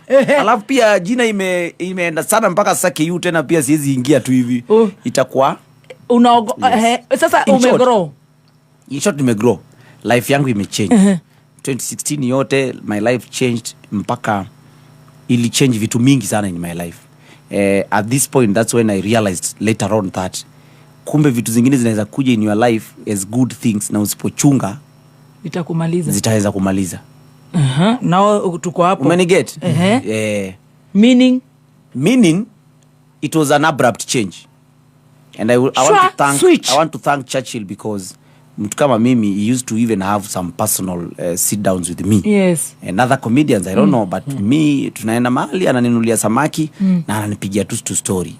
Pole sasa ndo nazielewa zile za relax nini. Acha haraka bro. Mzee wao anafanya nini? Acha aendelee kufanya hiyo. Unajua kuna wasee wenyewe wakianza kupata 100k they want to move very fast. Like umeelewa? Yes. He helped me transit in a very make the transition. Alijua uko na shock ya pesa. Unajua alikuwa na experience. Yes. And maybe aliona of course ali notice and it happened to many guys. Ulikuwa unatandikwa na shock ya pesa, ulikuwa unaishi kwa nyumba ya 3500 unacheki msea ashaenda huko usijui wapi kwa nyumba. Teresa alituambia alipigwa na shock ya 70,000. Alikuwa hapo kwa hiyo kitu umekalia. It is very dangerous. Yes. Na sio kwa usanii peke yake. Ni kila in mahali. Any point of life. Ile wakati maisha yako itaibadilika haraka take time to adjust. Usijaribu kuchange abruptly hivi ati sasa wewe ni mtu tofauti, because the same change can happen but now in the reverse. Urudi pale. So utafanya nini? Take your time. 2016 wow. MC Tricky is very big. It affected me a lot. And very young. My grades in shule zilishuka shwa from engineer from ile first class. By the time na realize what is happening, Fadia ikienda kuisha, niliziokotea huku 50s hivi, second lower. By the time ninakuja kurealize what is happening, kulikuwa kubaya. Usomi anymore? Classes nilikuwa naenda but sina hiyo time ya engineering is not a joke. Hiyo hainanga fununu. You can't write stories. Kama ujui. So nika drop kabisa grades. So nikakuwa na wakia ile nisipewe retakes. So mimi na wakia tu bora nimepata grade. Nimesonga mbele. Unajua huko ukipata retakes unaweza fukuza shule. Yes. I was just working for a grade. But in real sense I had no time. What happened is this? Na sio kupenda kwangu. Yes. Tricky 2016 ikienda kuisha 2017 was one of the biggest brands in the country. Agreed. So I had to perform each and every Churchill show. Yes. Sikuwa na option. Ilifika mahali sasa sina option. Sometimes Churchill akaanza kupeleka show nje. Sunday. I remember one time I was very sick in Nairobi. Then Churchill walikuwa wanafanya show Eldoret. Walipofika hivi audience ilikuwa imejaa. Churchill used to announce watu walikuwa wanajua lineup. Yes. When people realized that Tricky is not here, kulikuwa kunoma. Do you know that Churchill had to book a flight for me usiku. The last flight ilikuwa imejaa. Nilikaa na pilot kando. Churchill akaniambia opo huko bedridden ati uko msick sana. Nikamwambia no, najifeel niko nje but kama nikufika naweza. Akaniambia wewe kuja usimame tu stage waone wewe ni ukweli wewe ni msick, but kama unaona uwezi kabisa si lazima. But nikafikiri hivi, nilikuwa msick sana na nikaingia kwa ndege, nikakaa hapa kwa ndege ya mwisho, hata I think ilitungoja Eldoret pub. And watch episode ile tulikuwa na kitabu Zeki, and I even talked about it. I was very sick on stage, but it was some of the things that happen inakuja na hii usanii. Sometimes the audience does not understand that you are a human being. Hawatakangi kujua. Wanatakanga ukae venye wanataka. Sisi ni robot. Wanataka wao ukae venye wao wanataka. Ongelesha kwanza hawa wa Kikuyuni. So wakati mwingine it happens. Yes. Wakirumba anaweza waambia na kuja mahali tufanye kitu, na ugonjwa hii happen hiyo asubuhi. So asipokuja most of them say amekuwa na maringo. Hawa maserebu. Hao maserebu hivyo ndio wanakuanga. Yes. It happens. So my point was that time I was so busy with performances that time ya shule sikuwa nayo. You can imagine at one moment tuko Mombasa Churchill show na niko na exam Monday asubuhi 8 KU na show inarekodiwa Sunday usiku. Umeniget? Wasanii wengine wanajibamba huko kwa beach nini, mimi akili yangu 70% iko kwa mpaka na revise. I used to revise even huko nikiwa huko niko kwa room yetu yenye tumepewa, na bado na revise na kufanya nini. Wasee wako huko wanajibamba, si unajua wenye usanii. Sometimes siku enjoy usanii hivyo cause ilikuwa inanipata ndio hii time ya exam. Another good example is when I was traveling to Dubai for the first time in 2017, if I'm not wrong. Show ni ya Dubai. I have never been to Dubai. Niko na ile ya hii imejipa siwezi achilia. Hiyo time niko Dubai ndio exams zinaendelea KU. You can imagine? Yes. Siko unanielewa? Grades zimeshuka bro. Grades zimeshuka, niko confused. Ndio hii Dubai, ndio hii usanii, ndio hii shule, ndio hizi pesa. Ndio hii pesa. Alafu unajua, so na ukijaribu kuuliza wasee huku mtaani wanakuambia bro, pesa. Si unasoma upate pesa? Pesa kwanza. Pesa. Yes, so it confused me. I had to defer some semester, especially here at Dubai. Iende mbele. That's why nilichelewa KU sana. By the time niligraduate 2019. Finally utagraduate? Si tunataka tufike hapo. So Dubai nilienda nayo. So nikaforgo shule. These decisions. Yes. Sometimes life gives you some options. Na kapesa kako ni katamu. Pesa kako ni katamu. Nani anakataa kwenda Dubai? Hakuna. Na umelipwa dopoa na unapelekwa Dubai, yani for the first time. Kiangai. Many get. Now all this time hiyo sani yangu imegrow 2 years me I'm totally different. Home wameshaanza kuona mabadiliko, so home pia wako wanaelewa nini endelea. Sikuna nigeti. Home nayo wako wanaelewa. Number 1, nikianza home hakukuwa na TV. So there was no church show home. Hawajui. So wako wanajua ni nini hata kwa kijiji yote. Unajua ukikuwa kwa radio hivi wanaweza jua. Yes. Unajua radio tusimu hata 2000. Yes. Hiyo time hakukuwa na simu home kwetu. So unajua sikuwa na get. So hii time yote 2016 madhia hawajakutuka. Bado hawajakutuka. So nikasema acha niwapeleke ka TV kadogo. Lakini unajua pia ushago pia unapata hiyo station pia ishiki. So si lazima wajue hata. So vitu zinaanza kubadilika. Wanaanza kusema kamote ni kijana wetu amefanya ama naiba. So ndio baadaye wakakuja wakaanza kule ameingia wapi? Ameingia kwa nini? The good thing is that it was not new to them. I used also to act in church. Hii wakati before church show. So haikuwa kitu ngumu kuelewa. Walikuwa wananiona church nini? Niko na trophy ya church pia. Catholic church. Nishaikuwa the best comedian. Kenya yote kuna wana festivals za church. Nishaishinda. So walikuwa na relate. So nilipowaambia ndio hiyo sasa nimeenda. Imeupgradediwa na hii inalipwa. Wakaelewa. Lakini kuna anko yangu wako anaelewa hiyo time akaniambia chunga sana hao watu wa TV wasikumalizie pesa. Alikuwa anadhani mimi ndo nalipa TV.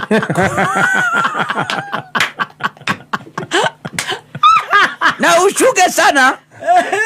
Hao watu wa TV ni wambaya wanaweza kumalizia pesa kabisa. Nimesikia umeingia hiyo maneno ya TV. Chunga sana. Watakumalizia pesa. Walimaliza msee mwingine rafiki yangu kabisa hao.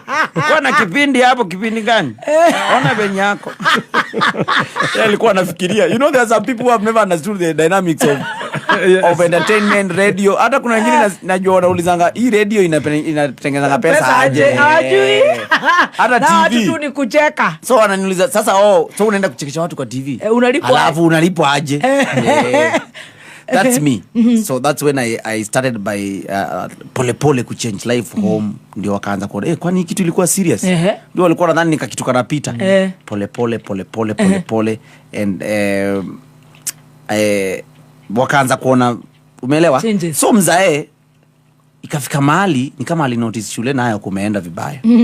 Akaanza kuniuliza pole tu yako ana pressure. We maneno ya shule kuliendaje? Okay, tunajua ndio hii shopping umetuletea na ndio hii umefanya mambo mazuri but na shule kunaendaje? Hapo nikaanza kuona yenyewe hapa hii swali ni ukweli nafaa nifanye kitu. And at least hapo niko 4th year sasa. Kwani madhe anatusikiza? Hebu chukua. Hapa tunachukuanga simu kwa hewa. Chukua. Na ni iPhone. Kijana. Na tutafika media. Halo. Si madhe, wacha nikupigie. Ni mfanyikazi ametumia simu ya madhe, anajua lazima nishike. So anajua akinipigia na yake sitashika. Akiwa anatumia simu ya madhe vibaya, wanajua ukitaka kumshika huyo lazima uchukue simu ya mama. Hiyo lazima, hata kama ni lazima hiyo. I love that. Yes, lazima hiyo. So that time na wewe unapigiwa na madhe uchukui. Usikai kosa kupika. Ya mokoro hata nikimiss I have to call back. I have to call back. That's so good. Kuna siku hiyo simu haitakuwa inakuja. You never know. Yeah. Or mimi sitakuwa nipigie, so wacha nipiki. Huyo ni madhe bwana. Huyo sio wa Kirumba ama mtu mwingine. Yeah. Madhe buda nini family, shika simu. There's nothing as important as family. Yes. Wow. They know your story better than anybody else. Hata story nimekupea bado ni kadogo. Madhe anajua zingine deep, paka zingine dark zenye tu umeelewa. Yeah. So I was suspected. Tuko hapa kwa grades zimeenda chini. Shikilia hapo kwa chini. Tukumbushe watu tuko Nyaifasha MCA Tricky. Yes. Big up Jane wa Vasha Rally. Vasha Rally. Ananiambia ako ndani na nimesikia hapo tunauza Vasha Rally. Tutakuwa Vasha Heritage. Tunakuwa Asante. MCA Tricky. Sasa ni kujipanga kidogo. Sasa masomo ni kurokota grades ndio to balance. Sasa hii ni ile team yangu ilikuwa I had a team of wasee walikuwa na chop na wao. Ushawatoka. Kina Veronica Kiuna, kina Bansi, hawa tunatamka sahi wako majuu na wanasikiza Nice. Show ile ni maengineer wakubwa. Veronica sahi I think anafanya PhD in civil engineering. Hiyo ndio ilikuwa rende yangu ya kusoma hiyo wakati nilikuwa first class. So kurudi sasa kuanza kurudi vizuri. Wao wame maintain first class yao. By the way they graduated with the first class still. Hiyo group. Mimi ndio sasa na hiyo kotea hapa 59 points. Nataka kuirudisha 70 but it's too late. It's like 1 year or less than a year remaining. Na ikishashuka kupandisha ni ngumu kuliko kushuka. So nikaamua sasa kidogo nikaweka Churchill show pembeni kidogo, nikakuwa na perform za mbali siendi. By the most of the times that time siku travel sana. Wakienda Kisii kwanza kuna show nilikuwa nakosa, watu wanateta sana but nawaambia sawa tu, but zikiwa hapa Nairobi ni rahisi. I went back to class na nika make sure. Imagine nilipandisha tena. I finished my mechanical engineering in second upper division ndio after first class. Singerudisha tena na tungeendelea mwaka ingine moja. Ingerudi first class. Ingerudi. Congratulations. Thank you so much. Second class upper division. Yes. That was my degree. This is an engineer mbele yetu. 2019 nikavalisha kofia pale Kenyatta University. Wow. A graduate engineer mechanical engineering. So hapo nilipomaliza hivi, kwanza nakumbuka nilibeba mzae na madhe. Ndio mzae akaone yenyewe umemaliza nafanya hivi, nikamwambia ndio hii. Umenunua mpaka kagari? Kuna swali, sio kagari. Gari hatujaongelea. Gari ya kwanza nilinunua 2017. My second year in comedy. Nilianza March 2017, Jan nilikuwa na Subaru. Wewe boss, sina kwambia hiyo time nilikuwa mbaya. Subaru ilikuwa inasumbua. Kwanza nakumbuka place nilikuwa naishi pale Ruiru. Hiyo Subaru ingeingia kwa plot. Ilikuwa inalala nje. Naamka tunapata imesweat ile jasho ya asubuhi. Na unajua hapo ni noma sana. Unaweza amka upate imekalia mawe. Gari nilianza kununua kitambo. The only thing I have had wa Kirumba akasema ni mimi all my public life hii ya MCA tricky sijawahi taka kuonyesha watu. I love that. Nataka ngatu waone that most important. Waone githogoro. Wacha wakae githogoro. The car that I'm driving now I think is my 5th car, if not 4th. Mtoto wetu wa huko kwa baiskeli. Kama ni gari nilinunua kitambo 2017 Subaru ya kwanza, after mwaka nikanunua ingine mpya, ingine poa, nikatoka huko upgrade yes. Gari ile ilikuisha nini hiyo shock ya gari nilikuwa nishaondokea. Aterere mwana wao Shimani. So you can imagine. Gari maisha. And by the time nilikuwa nanunua dinga, the first thing that I did is to first of all change mandhari ya kwetu home.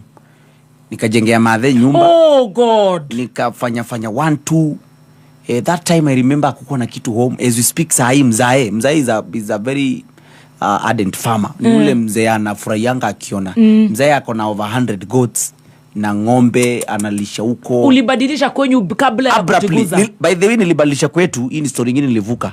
In a very short span wana kijiji wakasema ile kitu. Ni kamuti. Wakasema ni majini, kijana na gari. Unajua shosho yangu ametoka huko, mamangu ametoka huko. No, it was so bad by this sometimes. It was a bad one because wanakijiji wako wanaelewa what is happening. Yes. But wanaona gari inaingia, madhe nyumba imesimama, sijui mambuzi zimejaa kwetu, ng'ombe ndio hii, nyumba hii kuwa na kitu, ndio hii nini. Wakabrand madhe, sijui yeye nimemletea majini. Kwanza yeye ndo ana sacrifice watoto wa kijiji. I tell you there's something I used to tell God. Kwetu home mtu tungepoteza mtu that time. It could be a validation that ndio hiyo. Si umeona? Ndio hiyo. Mtu wenyu wa family. Wa family. My God. I used to tell God, please hata kama umetupangia, ngoja kidogo. Mtu angeenda kwetu. Ni madhi. Hata sijui ningefanya nini. Si madhi, ni mimi nimempeana. Umeingia kwa devil. Yes. And that was the story.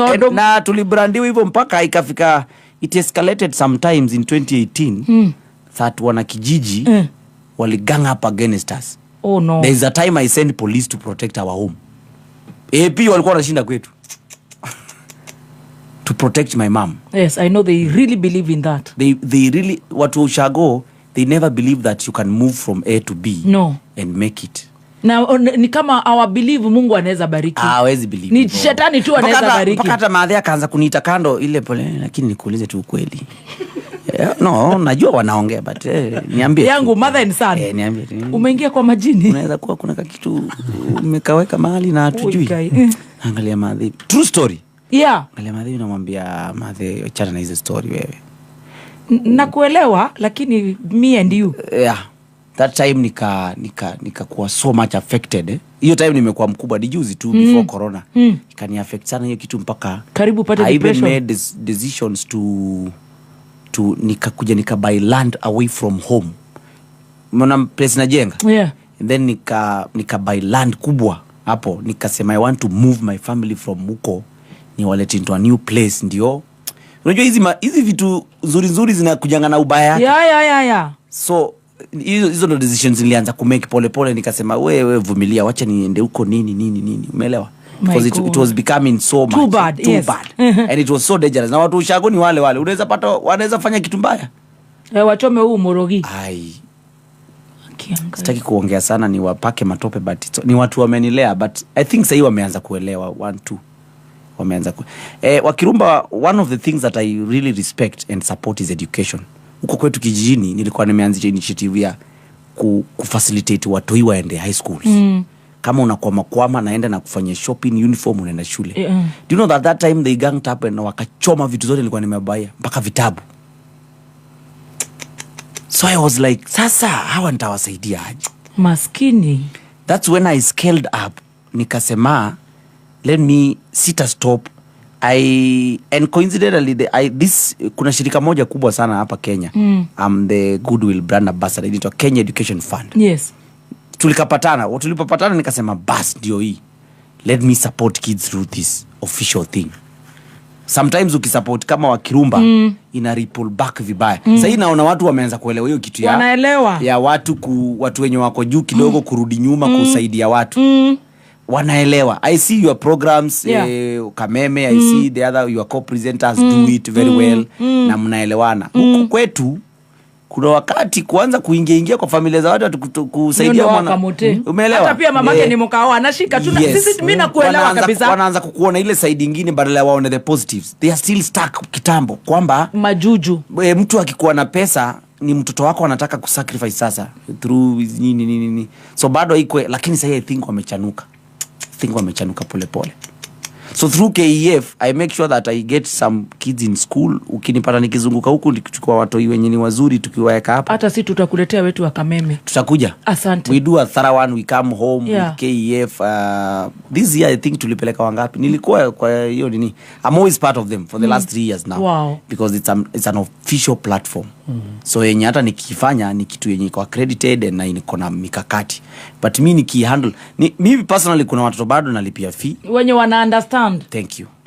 Ati sasa imekuwa too bad mpaka madhia na kuwhisper kuna kitu umerusha. It's too bad. Unajua unamekiwa ukae hivyo. The society will make you feel like unaomba majuju. It's because in the village we were from beggars to now beggars. That's the word. What do you call the person who is being begged? Begging. To giver. From a beggar to a giver within a short time. No, so the same people Mungu wa siku hizi akai anabariki ASAP. The same people wenye nilikuwa naambiwa na madhe kimbia kwa kioski yake ukamkope shilingi 5. Unaenda unarudia kwa njia unamsema hili duka imefungwa kumbe ni aibu unaogopa. Those people are the same now wenye walianza kukuja home kuambia madhe nimekazwa hapa unaweza niokolea na mimi nikaambia madhe na Buddha anytime anybody walks here patia give them. Nilipiga hesabu that's what I do up to date. Nikienda home na nunuanga tu mitungi 2 zile za 20 liters za mafuta. Sio pesa mingi. Sini that 500. Na napelekea madhe na mwambia hii mafuta sio yako. Ugawanyie watu huku. Mama yoyote unashuku. Okay, si lazima umpeleke. Unajua wengine hawapendi kusaidiwa. Mama yoyote tu best yako unashuku anaweza kuwa amekazwa na mafuta ya kupika. Unajua some of those small things ushagoni big. Mugawie little. Ikiisha call me. Simple things. Wale wana cooperate, wale wenye wanafikiria ni uko na majini sawa. Sasa hao hatuwezi wasaidia. And those are the small things that natakanga kufocus nazo ndio at least ni feel satisfied. I know where I'm coming from. If I don't give back, I'll be one of the useless people that God created. Sasa umechenjia wazazi wako? Yeah. By the way, as we speak, I think my parents are comfortable. Wow. And I feel so much good. And sometimes I also learned something. When you change your life, pia ustaki kuwachenjia 360. Hata Churchill told me that thing. For example, kunile mbogi ya budangu, kunile mbogi ya mamangu. Kuna venye unaweza badilisha mamako sana, awatoke. Sasa hiyo ni kitu hata mimi sikuwa naielewa. Kwetu kulikuwa na baiskeli. So naambia mzae, si nikubaie motorbike. Nilizibai, but do you know what? Budangu aliniambia, you know what? I am using my bicycle like I used to do. Wow. The moment nimepanda kwa hii ama ununulie gari, kuna time nilikuwa nataka kumbaia gari, akamwambia buy, yes, nitaipea kijana. Kama hizo nduthi alipea vijana huko mtaani wafanye job. Umeniget? Pick up, nunua, yes, I know where I locate it. Yes. But sio ati mimi nianze kutokea wazee wenzangu naendesha gari. Okay, ana noma anaweza, but yeye mwenyewe anaelewa hiyo point. Akaniambia, ukifanya hivyo unatumaliza. You will finish us. Cause wazazi wangu ni wale wenye wamesaidiana na watu tangu wakuwa wadogo. So you try kutoka hiyo mbogi, then you will get lost. Now, media. Uliingiaje media? Media, Chatulipe hii bill moja. Sawa. Anybody who accept and the advice from Churchill is a winner. Nadhani ni mtu amekuwa akifanyia huko. Thank you. Kuna kijana wa Murang'a Technical College feel so encouraged juu anapitia tough times. Good times are coming. Ezekiel Njoroge, umesikia good times are coming. That is so good. Sasa pale umeshikisha. So media umeingiaje media? Media niliingia kabla kwanza ni graduate KU. It was 2018. 1 year before. Sasa niko 5th year. Niliingia tu kimiujiza pia hiyo. I've never thought that I could become a radio presenter in all my life. Yes. Sijawahi fikiria hivyo. Naona napigiwa simu tu na producer wa Radio Maisha. Ananiambia kuna a presenter who is not feeling well. So naweza fika tu nifanyiwe interview siku hiyo gapi ikuwe poa. Sijui kama Mbote Jogu wanasikiza. Hawa tu wa masquad za Kinyajeka hiyo mnasikiza. Hapo ndo kanaanzanga. So nilitoka kama squad mimi tu ile I was used to it because ku interview it was the order of the day. Yes. Naitwa radio. So mimi nilienda kama interviewee, nikapiga show na Friday na jamaa anaitwa Billy Mia. After that saizi yako TV yako Radio 47. Yes.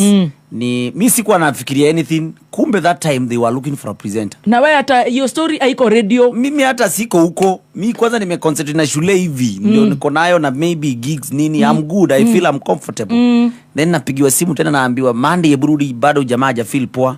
Narudi Monday tena. Haya. After that mdosi mwenyewe. Papa TJ mwenyewe. Tom Japani. Yes. He was the head of radio that time. Akanita kwa ofisi yake akaniambia, kuna kitu tunaona kwako.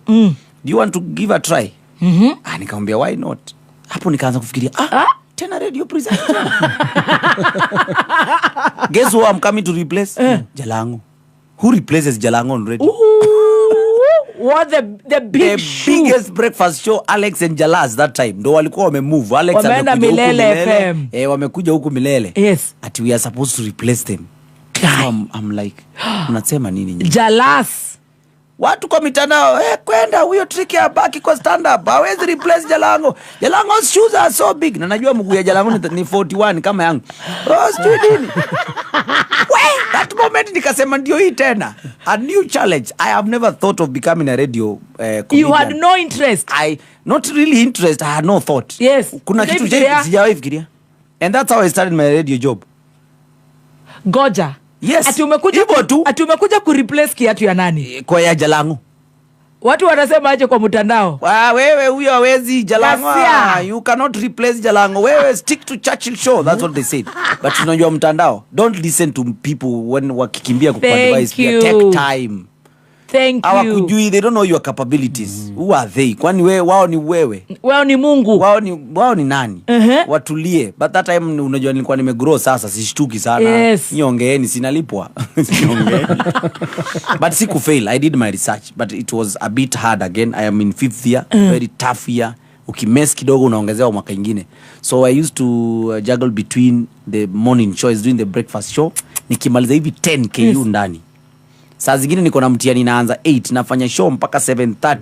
Ile bypass ya pale nyuma polisi akinisimamisha napita shwa. Tutajuana mbele. Ilikuwa hard but I radio maisha. Yes. Nikaipiga 1.5 years. Watu wameacha kusema wewe stand up. Wakanipenda. Wanasema Belila trick ndio.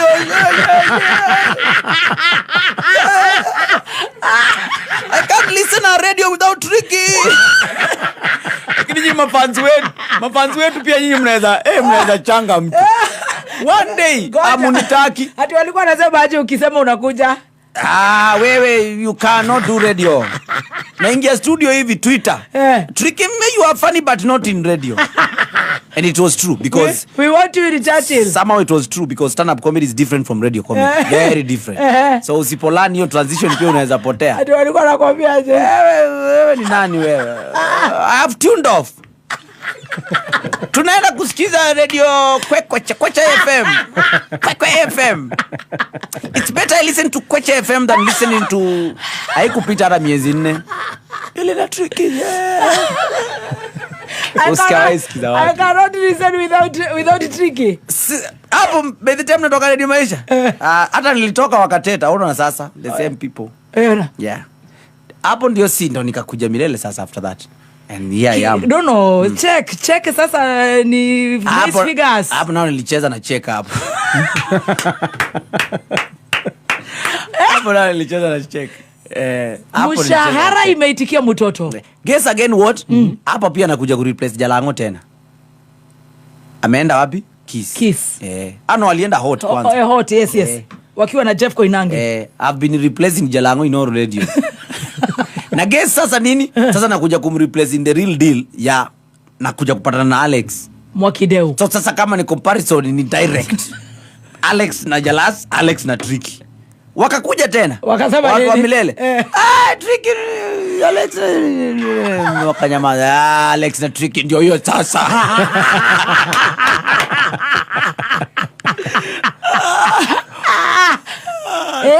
Wanakuanga hivyo mafans wetu. Give us time pia. Pia sisi ni wanadamu. To grow. We can't get it right. Patia kademba time. Ona sasa wanasema Chu Master top. Hebu sana huu. We can't do without King Herode. Ona sasa miaka 2 imeisha. Aka huko anapika mudhokoi. Tuko hapa tuko na tricky sana. Yes. Ona sasa.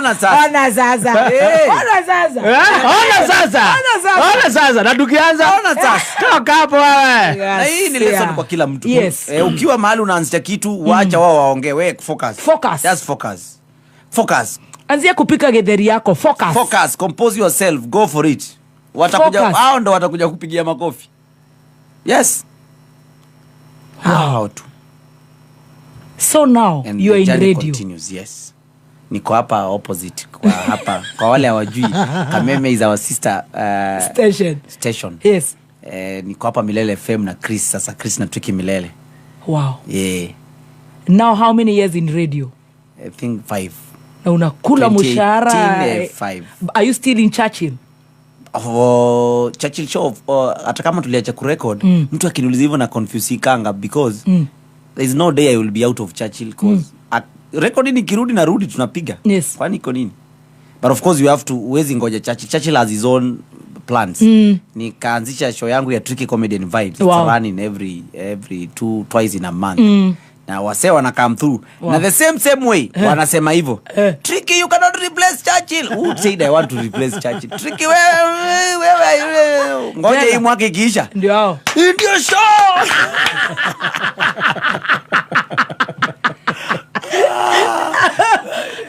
Nimejawa zoea. But I want to thank God because of course my journey iko na zigzag mingi. Sometimes I always think a lot when nakanga chini wakati mwingine na medi kuhusu hiyo life yangu. Una meditate. Watu wenye wajui medi ni kumeditate. Ni kumeditate, kufikiria what is this? What is this life? Where are we headed? Yes. Where am I headed? Vitu kama hizo najiuliza. But everything naifanya to my capability. Yes. The rest tunaachia God. Yes. Kai, hiyo mwanake. Niambie aje. Sasa uligraduate kama engineer. Ushaingia kazi yote ya engineering. As we speak, na sijakwambia after graduating undergraduate sikuachia hapo. Namalizia masters. Ate? Nilienda JKUAT nikafanya mechatronics masters. I should be graduated any time. Na prepare thesis. Thesis ni dental. Hypothesis. Sio hypo. Masters ni unasoma theory kidogo and then you come up with a concept yako mpya yenye inasaidia dunia. Na you conceptualize it, you write it well, nitangwa thesis and then you present it to the world, to professors in the world, and then it's published. So you're doing your masters? Yes, I'm finishing in fact. Bado in engineering? Yeah, mechatronics engineering, yes. And people ask me, wewe tricky uko comedy now, you are successful, why are you still kimbiaring with this mambo engineering? Then one day God akipenda 10 years later nitawairudi kwa radio kama hii sasa waone mbona nilikuwa nafanya masters. Wow. They will see why. Kaina ndio tutire turaje goma ni twatigire mimi nilingia US hiyo 2 years nikaacha. Ngobia na computer. Engineering yako unatumianga wapi? I tell them sometimes when you go to school atuendangi tupate hiyo karatasi. I apply my engineering every day. Even in life? Even in life. Even in comedy. Why was my comedy good to my audience? Yes. It's because I employed an engineering brain. An engineering brain? Yes. Why are you good in radio? Because nikiwa hapa kwa hii microphone, kuna ile chronological order niko nayo. Unajua unaongea kama ka engineer. Uko sharp, ukaiga themba.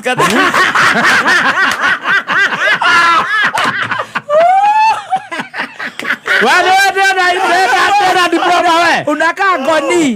Goni ni artist amesoma sana hapa Kameme usitishwe na mtu. Hebu sikia. Masomo inasaidia sana. Haisaidia hiyo karatasi. Inasaidia kufikiria. And I will always advocate for that. Ukipata opportunity, enda usome. Hata wewe Kirumba, au usome ati ndio unasoma ndio kuna tu soft skills unapatanga kwa masomo. I'm challenged. Hauwezi solve hesabu ya calculus na ushindwe ku solve some logic you know in what? life. Nitarudi September. Soma to anything. Some short course. I'm challenged. I'm going back. I'm going back to class. No, hairdressing haitamsaidia. Sasa anafaa some soft skills. Cha ujinga.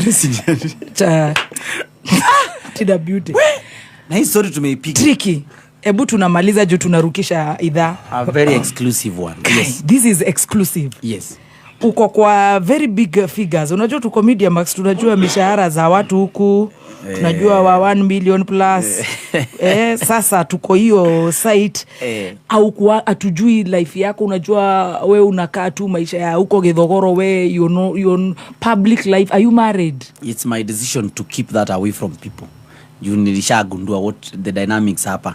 Unajua public figures wengi ni wale wenye wanatuonyesha kila kitu. Wakienda kupika chakula lazima wawashe kamera. Wakienda kufanya nini, which is very interesting. It's the trend. I think it's hiyo ndio kitu iko market kwa soko. For me niliamua the other side. Mimi kuna vitu mingi sana nimefanya zenye watu hawajui na siwezi taka hata wajue. But I'm not married. Milioni moja tunakula na nani? Unakula na mama yako na baba yako? Niko na a lot of nini zenye milioni yangu inaweza tumika. Niko na responsibilities mingi sana. Wale watu tunalipia fees ni wengi sana. Sio lazima wakue wangu. Are you planning to get married? Yes, I'm planning. In fact, I want to get married as soon as yesterday. Do you have a girlfriend? I don't have for now, but I'm not looking for a girlfriend. I'm looking for a wife.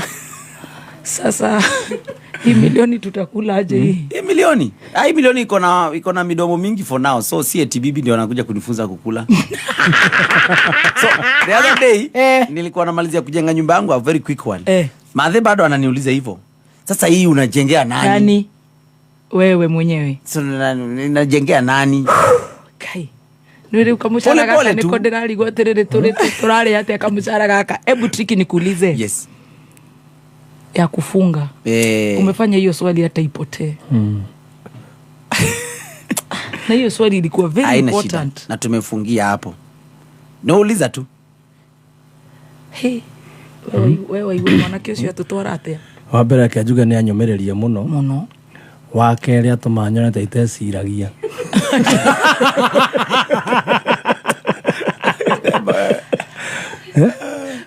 The last one. Yes. Ingepotea. Watu ufikire ulikuwa street boy, ulikuwa unakula glue. It's a reflection. Hata nashanga huku niulize hiyo time. It's a reflection. Comedy is art. An artist should deliver. Mimi nagojea kapatika ulikuwa unakula gurusi jakasikia wacha pale mlikuwa mnakaa. Time nilikuwa nakuchapia hizo story. I was observing everything. But mimi sijai kula gurulu. Mbona nikule? But that time I observed so many things. Ni reflection. Yes, of what I observed on ground that time. Vile kulikuwa kugumu. Yes. Sasa. Huyu ni mtoto. Hebu tukumbushe jina ya babako. Peter. Fita. Former watchman. Yes. Sio uniform graton. Former watchman. Na sio watchman, hata huyu umempandisha cheo. Ni watchman anaweza futwa anytime aende afanye kitu kingine. Ni stand by watchman. Lebara huyo ndio alikuwa na leo mwana kesho alainukia mita kwa bata. Yeah. Ado matiki akuga ni urogi. Ena miaka 30. Thate. Na kwenda mahali ikafoto. Na ndari ararikia masters. Ajireri kuria milioni 4. Akirigukire Ngai. Hiyo story yote imenyonyesha kuna Mungu. So inspiring. Keep shining, my brother. Thank you so much for Dada shule enjoy your story. Keep shining. I will. Wow. Thank you. Thank you as well. Thank you. Na hii story usipatie watu utaanza kupigiwa na Kariobangi FM. Hiyo story sipigi anywhere else. Hata sina nguvu. Wakujia hapa. Kuna rafiki yangu anaitwa Kehejo anakusikiza anamalizaga kazi kwenye wanakuaga. Kehejo mmoja. Mwambie arudi. Kehejo sirudi kwa hapo. Sikudi. Kariobangi FM. Thank you so much. Triki sana. God bless you. Keep shining. God bless you and God bless our listeners. God bless you. God bless you. See you Kayole. See you Kayole tomorrow. See you.